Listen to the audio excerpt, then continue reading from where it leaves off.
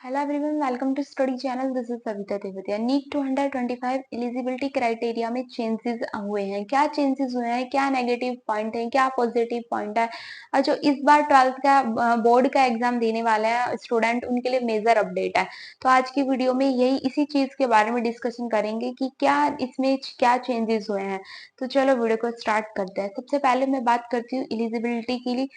तो आपकी minimum 17 years होनी चाहिए। परसेंटेज की बात करूँ तो आपकी 12th में अगर आप जर्नल और ईडब्ल्यूएस कैटेगरी से बिलोंग करते हो तो आपकी 50% होना चाहिए। अगर आप ओबीसी एससी एसटी कैटेगरी से बिलोंग करते हो तो आपकी 40% होना चाहिए 12th में। ठीक है, अगर आप पीडब्ल्यूडी कैटेगरी से बिलोंग करते हो तो आपकी 45% होना चाहिए 12th में। तो एलिजिबिलिटी क्राइटेरिया में तो कोई चेंजेस नहीं हुआ है। ठीक है, अभी फिलहाल इस एलिजिबिलिटी क्राइटेरिया में कोई चेंजेस नहीं हुए हैं। कहाँ पर हुए हैं ये चेंजेस? तो आपके जो चेंजेस हुए हैं वो 12th के परसेंटेज को कैलकुलेट करने में आपका चेंजेस आए हैं। वो क्या चेंजेस है? पहले क्या होता था कि आपकी 12th के मार्क्स के अकॉर्डिंग आपकी परसेंटेज कैलकुलेट होती थी, लेकिन इस बार ऐसा नहीं है। इसमें कुछ चेंजेस हुए हैं और आपकी नीट की एलिजिबिलिटी क्राइटेरिया में भी 100% चेंज होने वाला है। ठीक है, पहले क्या होता था कि आपके 12th के, मैंने आपको पहले भी बताया कि आपके 12th के मार्क्स को ऐड कर लिए जाते थे, उसी के अकॉर्डिंग आपकी परसेंटेज डिसाइड हो जाती थी। लेकिन इस बार ऐसा कुछ नहीं है। तो इसमें कुछ थोड़े बहुत चेंजेस हुए हैं। वो क्या चेंजेस है मैं आपको स्टेप बाय स्टेप बता रही हूँ।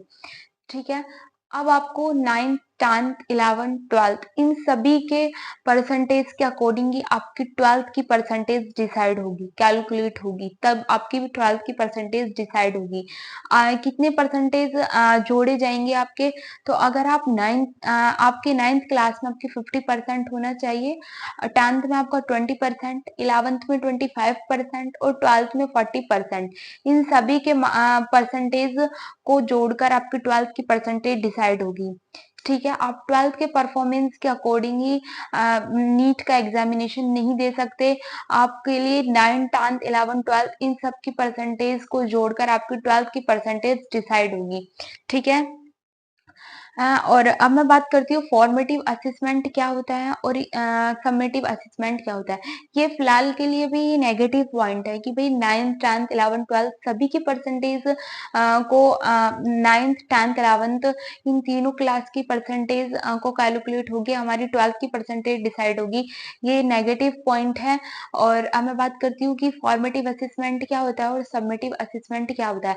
तो फॉर्मेटिव असेसमेंट जो आपकी क्लासेस में क्लासेस डिसीजन होता है या फिर क्लासेस डिस्कशन होता है आपका, और क्विज होते हैं आपके, इंटरनल होते हैं आपके, कंपटीशन होता है, ये जो इन सभी के जो मार्क्स होते हैं वो आपके फॉर्मेटिव वो भी आपके ऐड होते हैं और इन्हीं को हम फॉर्मेटिव असेसमेंट कहते हैं।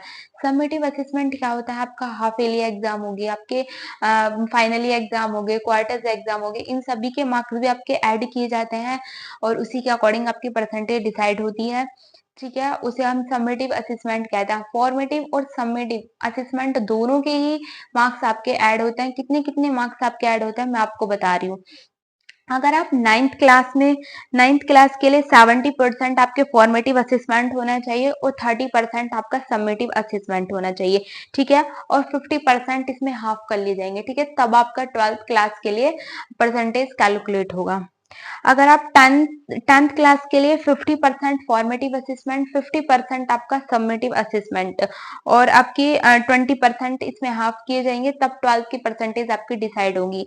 ठीक, अगर आप 11th की क्लास की बात करूं तो मैं 40% आपके फॉर्मेटिव असेसमेंट, 60% आपके समेटिव असेसमेंट और आपका 25% इसमें हाफ किए जाएंगे, तब 12th के परसेंटेज आपकी कैलकुलेट होगी।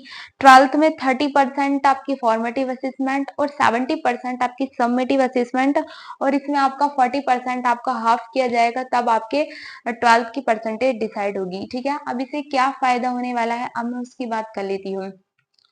तो इसके लिए फायदा ये होने वाला है कि स्टूडेंट पहले से ही अवेयर हो जाएगा, क्योंकि कंपटीशन लेवल इतना बढ़ रहा है कि आप जब एग्जामिनेशन के टाइम पे आप प्रिपरेशन करते हो तो आप या तो फिर आप एग्ज़ाम में सक्सेसफुल नहीं हो पाते हो, तो इसी से आपको पहले से ही अवेयर होना चाहिए एग्ज़ाम के लिए, क्योंकि कॉम्पिटिशन लेवल बहुत ज़्यादा बढ़ रहा है, ठीक है? ये तो आपका पॉज़िटिव पॉइंट है।